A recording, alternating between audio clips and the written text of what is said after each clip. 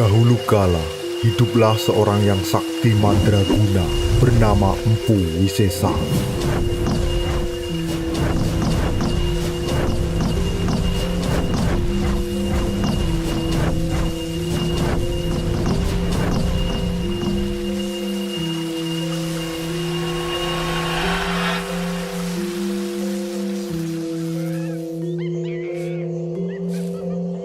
Empu Wisesa memiliki seorang putri nan cantik jelita bernama Sekar.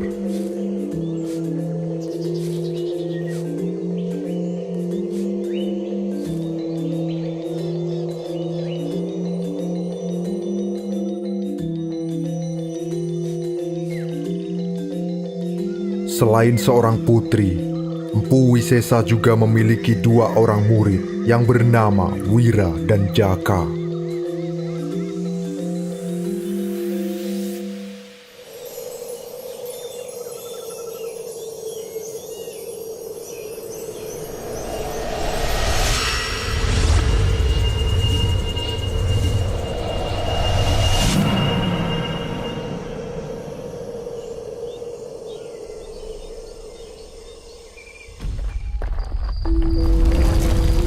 Beberapa tahun sebelumnya, saat Empu Wisesa masih muda, Gunung Tangkuban Perahu meletus.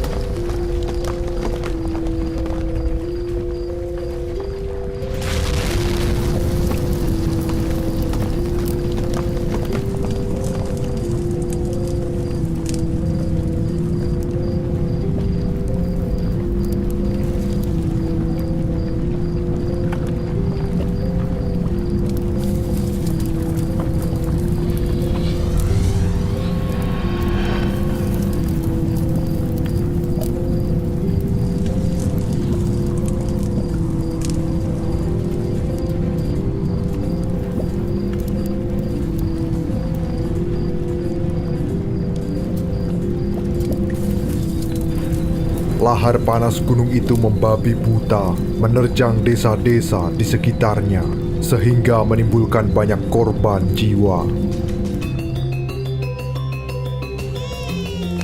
Pada saat Empu Wisesa mendatangi salah satu desa yang baru saja diterjang lahar panas, dia menemukan dua bayi terlantar karena kedua orang tua dari bayi itu tewas akibat letusan Gunung Tangkuban Perahu.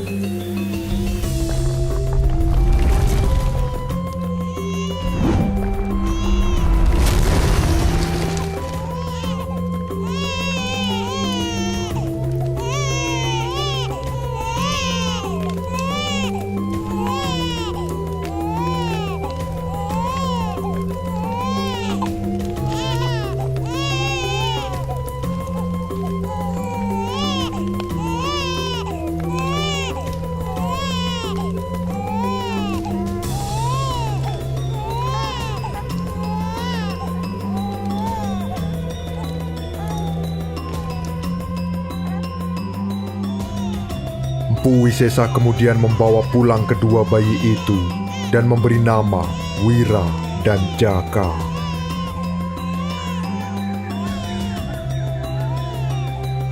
Setelah letusan itu, sebenarnya lahar panas Gunung Tangkuban Perahu masih terus menyala.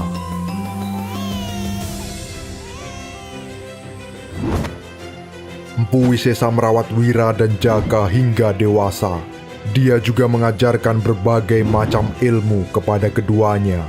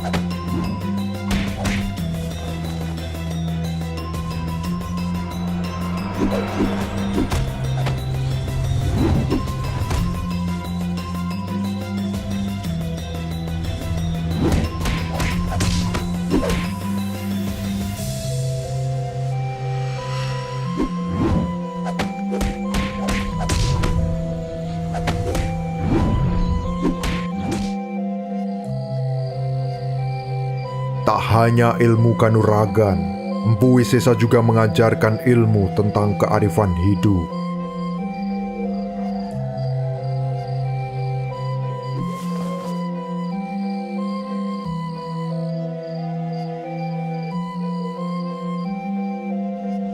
Wira termasuk orang yang rajin.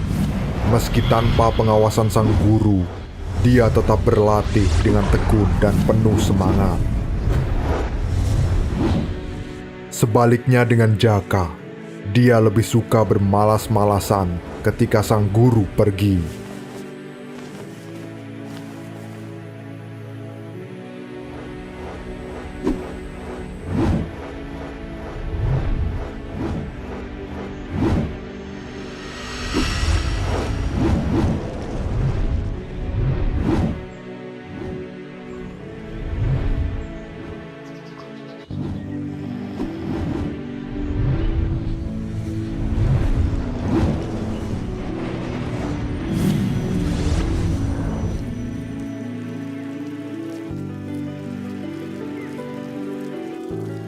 Setiap hari Jaka berusaha mendekati Sekar. Berbagai cara dia lakukan untuk mendapatkan perhatian gadis itu. Bagi Sekar, yang dilakukan Jaka malah mengganggu pekerjaannya. Sekar hanya menganggap Jaka sebagai seorang kakak yang jahil kepada adiknya.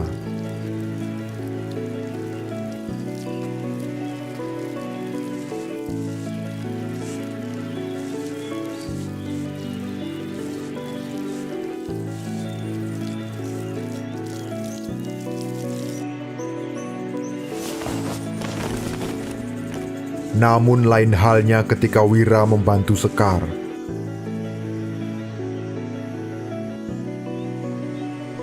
Nampak sumringah terpancar di wajahnya, menandakan jika Sekar menyukai Wira. Begitupun sebaliknya, hal yang sama juga dirasakan Wira.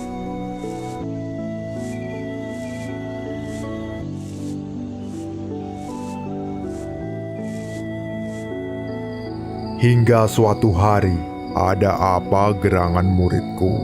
Malam-malam begini menemuiku. Sepertinya ada hal penting yang ingin kau sampaikan. Benar sekali, Empu.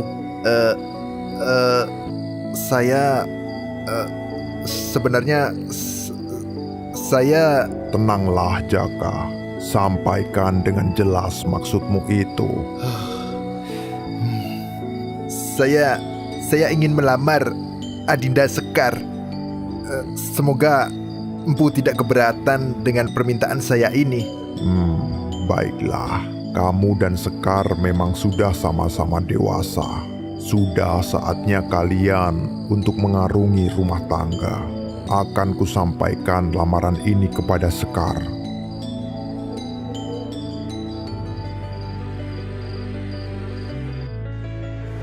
Esok harinya, Empu Wisesa menemui sang putri. Sekar, semalam Jaka menemuiku. Lantas, apa tujuannya menemui ayah? Putriku, kau ini sudah dewasa. Sudah saatnya kau memiliki seseorang untuk bisa menjagamu. Maksud ayah, bukankah selama ini ayah selalu menjagaku? Semalam, Jaka berkata bahwa dia ingin melamarmu. Apa? Kakang Jaka melamarku? Iya, Sekar. Dia sangat serius ingin menikahimu. Aku hanya mau menikah dengan Kakang Wira. Menurutku, hanya dia yang bisa menjagaku selain ayah. Tapi Sekar, ayah sudah menyetujui lamaran Jaka. Tidak ayah, sungguh aku tak ingin menikah dengan Jaka. Kenapa ayah tidak bertanya padaku lebih dulu? Mendengar jawaban putri semata wayangnya, Empu Wisesa menjadi gundah.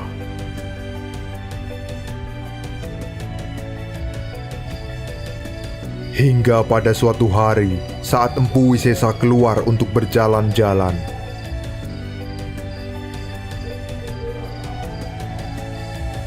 tak sengaja dia melihat dari kejauhan lahar Gunung Tangkuban Perahu yang masih menyala. lahar itu ternyata masih memberikan ancaman bagi daerah sekitarnya. Melihat hal itu, Empu Wisesa seakan mendapatkan ide untuk masalahnya.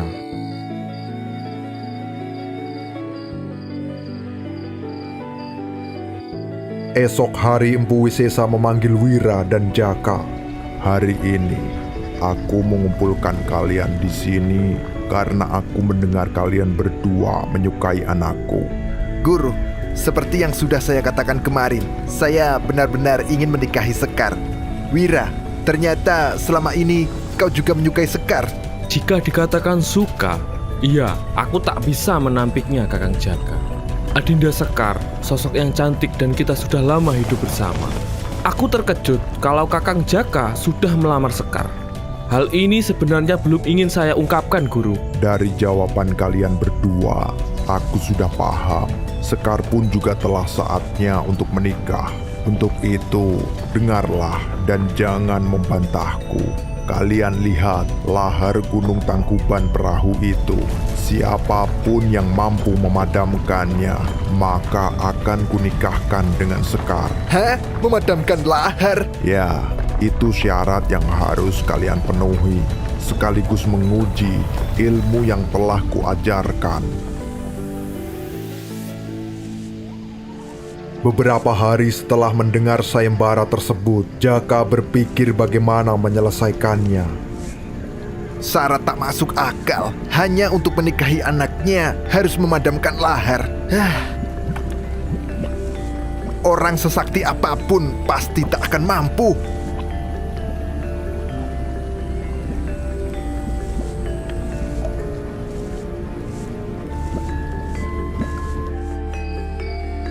Jaka kemudian menemui Empu Wisesa.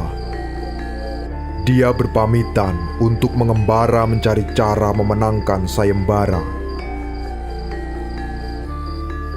Sang guru mengizinkannya karena memang memadamkan lahar Gunung Tangkuban Perahu tak semudah membalikkan telapak tangan.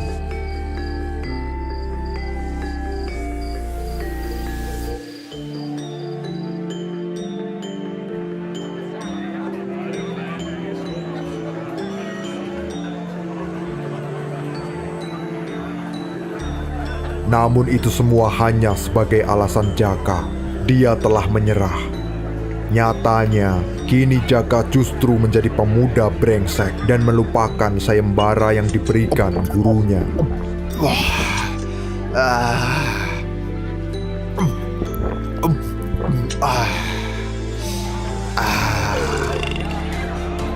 Nikmatnya.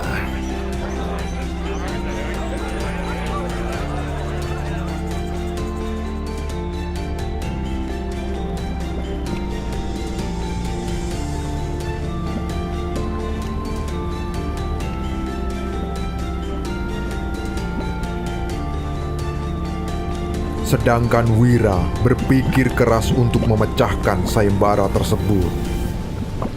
Lahar ini api yang menyala-nyala. Api bisa dipadamkan dengan air.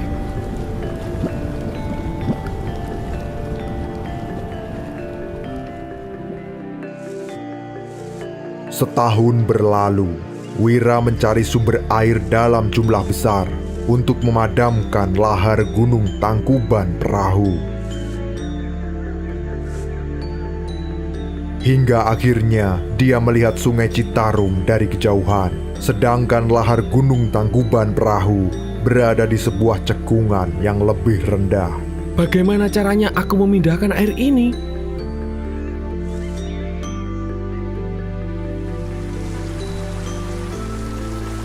Wira kemudian berjalan menyusuri Sungai Citarum, mencari jalan keluar.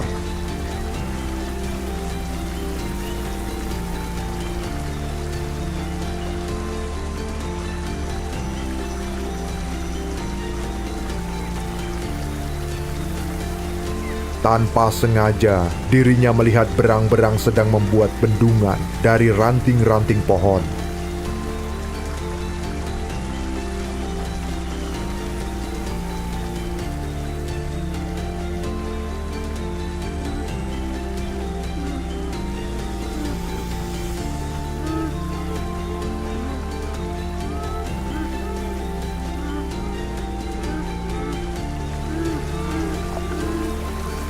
Dari situlah Wira mendapatkan ide untuk menyelesaikan sayembara tersebut dengan cara membendung Sungai Citarum.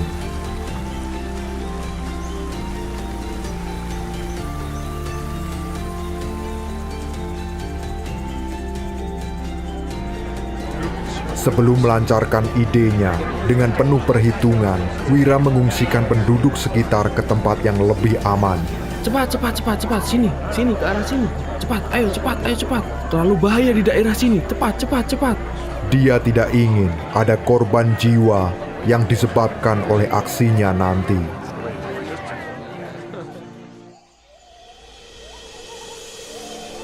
Berbekal kesaktian yang diperoleh dari Empu Wisesa, Wira meruntuhkan bukit dan bebatuan di dekat Sungai Citarum.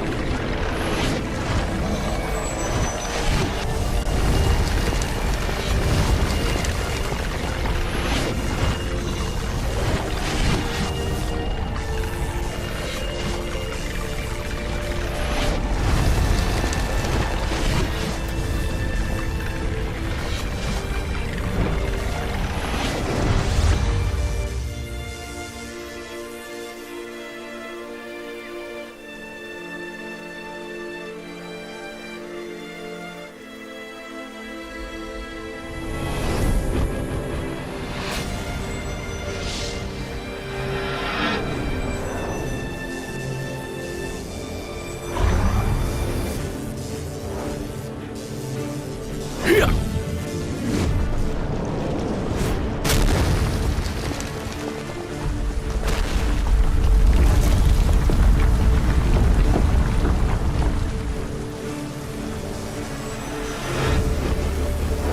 Ya.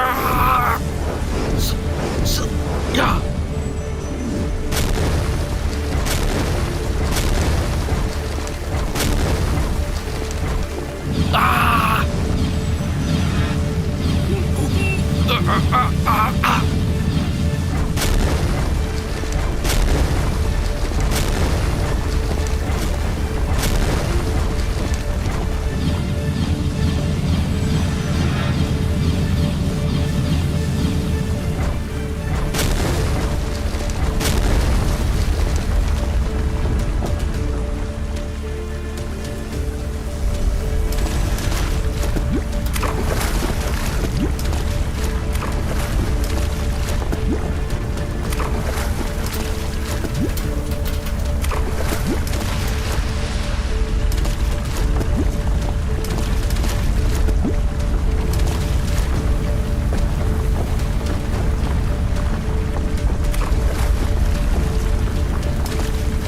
Reruntuhan itu kemudian membendung sungai, sehingga air Sungai Citarum meluap.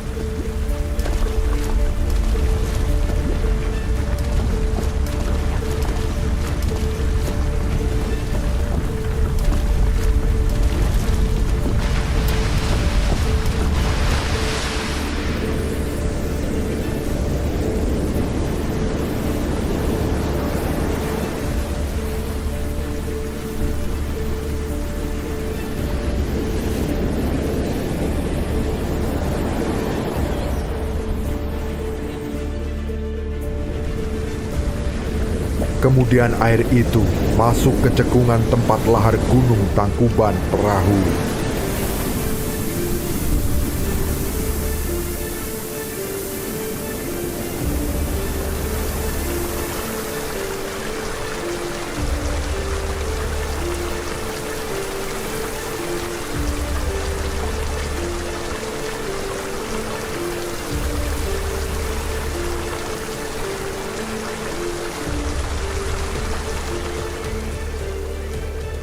Cekungan itu pun berubah menjadi danau yang sangat luas. Danau itu kemudian disebut dengan nama Danau Bendung, karena berasal dari Sungai Citarum yang dibendung.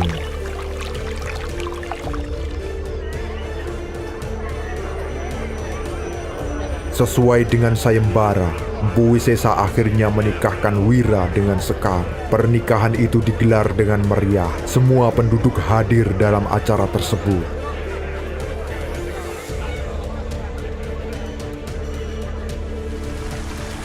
Beberapa tahun kemudian, danau bendung airnya semakin surut hingga mengering.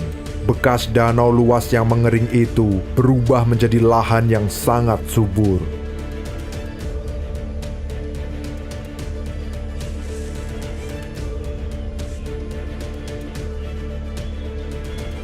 Wira dan Sekar kemudian pindah ke tempat itu. Mereka bercocok tanam dan mendapatkan hasil yang melimpah.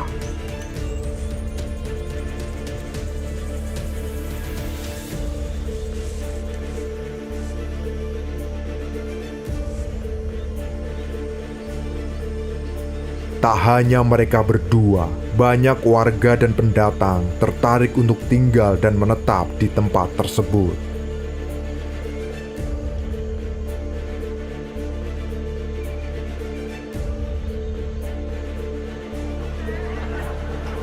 Akhirnya, Wira pun diangkat menjadi pemimpin daerah bekas danau bendung tersebut. Wilayah itu kini dikenal sebagai Kota Bandung.